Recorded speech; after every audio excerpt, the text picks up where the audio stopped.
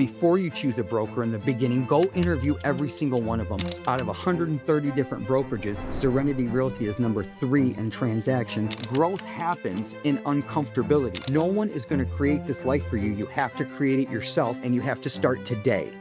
My name is Ivan Lee Smith Jr., and I'm a junior of my father, who is Ivan Lee Smith. There's a funny story because there's 4 Ivans all together. There's my dad and me, and then I also have a brother named Ivan who had his first oldest son that he named Ivan. There's 4 Ivans in our family, and it's a unique thing about me. And you know, I have a nickname, Jake. They called me Jake ever since I was a little kid. When I got my real estate license in 2004, one of the laws in Ohio State is that you have to advertise by your legal real name. So I switched over then to Ivan and started calling me Ivan. So to this day, I'm 47 years old. There's a clash of people that call me Ivan, and there's still a ton of people that call me Jake. So I'll look for both. I grew up in a little South Toledo neighborhood. I'd call it like middle class. It was a little suburban neighborhood. All from an early age, you know, my dad always instilled into me that you had to work, you know, ever since I was a little kid. Around the holidays, we had a neighbor who would buy a bunch of box chocolates. She would come down and tell me that her chocolates came in, and I would go down and she would sell them to me for 50 cents a box, and I'd go around to the neighborhood and I'd sell them for $1 a box. And I would go through cases of them. She would order cases of them. So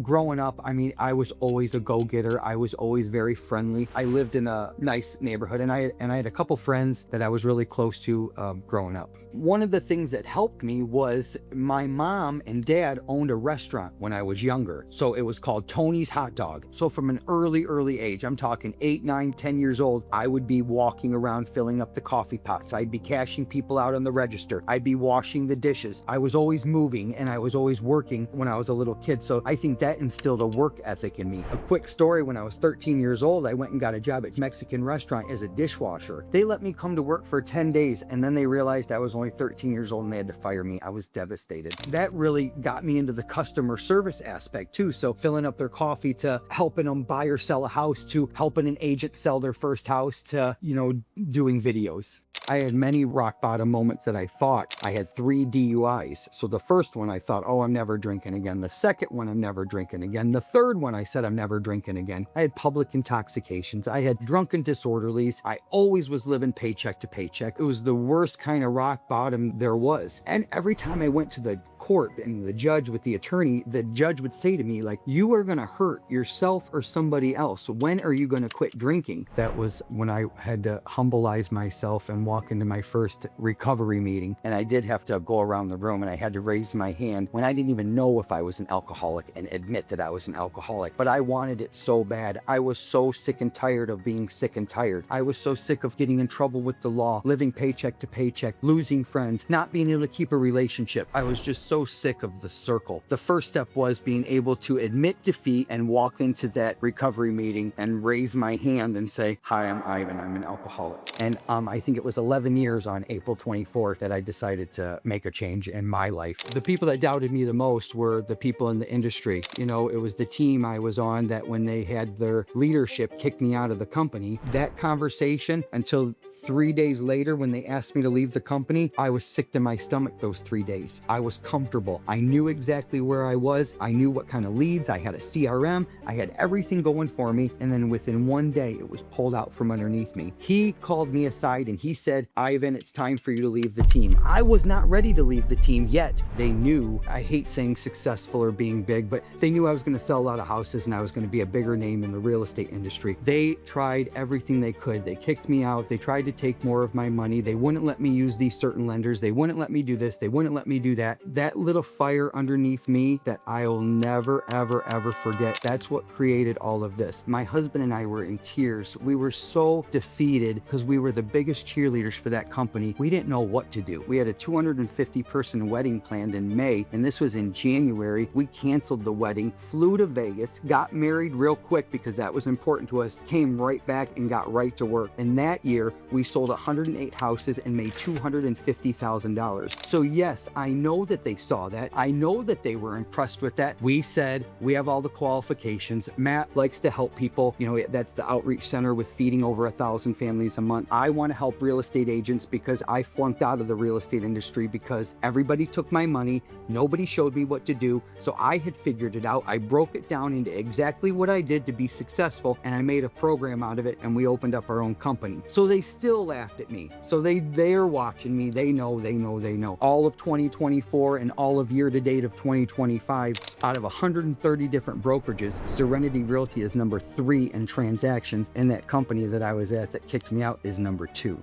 So it's a good comeback story. There were so many people laughing at me in the beginning. They were like, oh, who's this Ivan guy? And then they laughed me right out of the business. And then I got back in, they started laughing. Then I was selling a bunch of houses, they weren't laughing. And then when I opened up my company, they started laughing at me again. And then now that we're in a top 5 position out of 130 different brokerages, they're not laughing no more. They knocked me out. They counted me out. That wasn't the case. Even when I got back in and was successful, when they kicked me out of that brokerage, they really tried to hold my head underneath the water. So it's a real great comeback story. My whole life has changed since then. Every aspect of it. My friend circle is completely different. They said, you want to hang around who you want to be. I wanted to hang around successful people that knew what they were doing. I wanted to hang around other entrepreneurs. So that's what I did. I circled myself. I got rid of all of my friends. Relationship, I was never a good 50-50 partner in any relationship I've ever been in, except for the marriage that I'm in now. It was the drinking that made me into a different person, to make me do things to ruin my marriage. My daughter, she's raised with me. She's been with me since she's been 5 years old, and she's 30 years old. She works side by side with me today. Those are my 3 main aspects. The friends I have today are real, true friendships, and they're not just drinking buddies. My family is my husband and my daughter. I have the most compassion for my family today, and now I have a grandson. So that is my whole life. And before any of this happened, I never in a million years thought that I would be this close and be this attached to family. When I first started, the change started to happen. My focus was on money, selling houses, stockpiling money in the bank so I didn't have to live broke and all that. But that just gradually all faded away. Then it became helping people. I stopped worrying about the money. Matt opened up the outreach center. We helped every agent. We didn't care if they failed or made it or didn't. And we just stopped worrying about the money, and the money just came. We don't worry about it because we know that everything will be okay. We keep doing the right thing. We treat our agents like family, and we're going to be all right, and everything's going to be okay. Some advice that I would give to somebody starting out is, when you first start at your brokerage,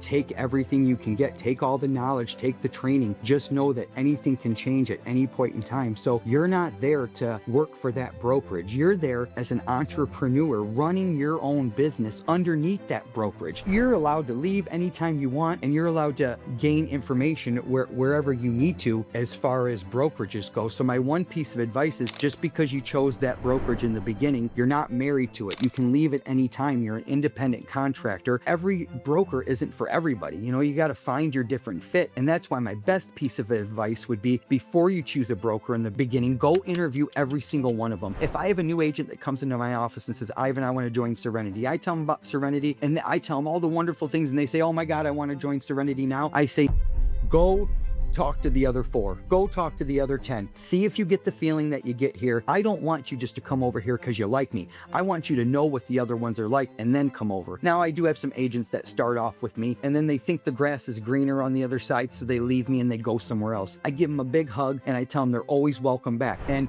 8 out of 10 that have left me have all came back to Serenity Realty. So that's what kind of family and atmosphere that we're trying to build at Serenity Realty. What you would have to look at to see changes in your life is action. You got to just start somewhere. No one's going to do it for you. You got to pick up a piece of paper and a pen, and you got to write down a plan. Pull out a notepad and just start your plan, and it'll get fine-tuned. Hang around with people that are like you, or hang around people that you want to be around. Hang around other entrepreneurs. Hang around other real estate agents if it's what you're going to do. If you're new in the real estate industry and you're not at Serenity, or you're somewhere else, go to the top producer and pay them. Say, I want to pay you $500 to carry your bag around all day so I can learn. That's the stuff that you got to do, but it's got to be action. Talking about it, texting about it, social media about it, making videos about it is not going to make it happen. Growth happens in uncomfortability. No one is going to create this life for you. You have to create it yourself, and you have to start today.